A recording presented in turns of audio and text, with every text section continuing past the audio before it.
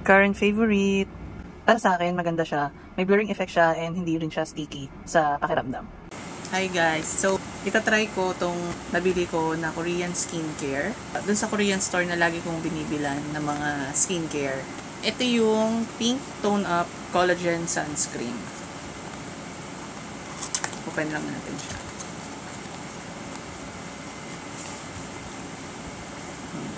Ayan yung itsura niya.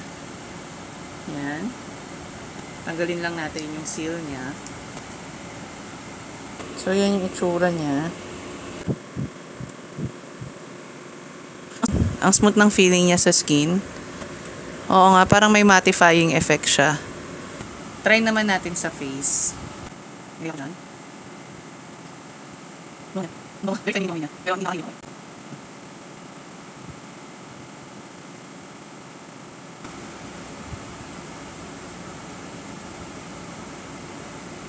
Ayan siya sa side na to. Right side ko. Tapos ito yung wala. May blurring effect siya. Hindi lang masyadong kita sa video. Pero ayan. May blurring effect siya. Pwede siyang primer. Magagamit ko siya as base bago mag-makeup. Mabango din siya. Wala siyang coverage. Good siya for makeup base. Ayan, lagyan ko na yung buong mukha ko. Tapos, maglalagay ako ng makeup. Tingnan natin kung ano yung magiging effect niya. So, in-apply ko na siya sa buong mukha. Ganyan yung itsura niya. Yung feeling niya is hindi siya malagkit. As in, zero lagkit. No. Kahit i-scrub mo siya. Walang nag-peel off na something. First time ko kasi siya i-try ngayon.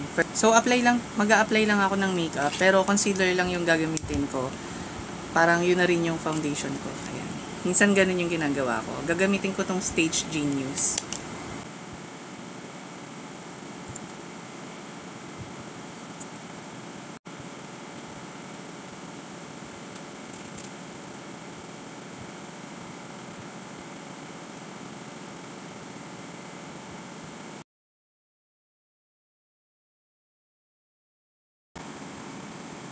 Tingnan siya.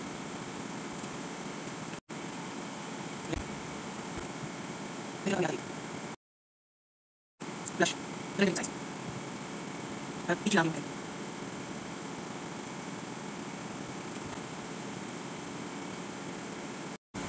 So, ayan. Yan yung finished product nung nakapag-makeup na ako. And, siguro masasabi ko okay naman. Yan yung itsura niya after ko mag-makeup. Nung naglagay ako ng yung tone-up cream. Ayan, meron siyang smooth finish effect siya. Yun lang guys. Thank you. Bye-bye.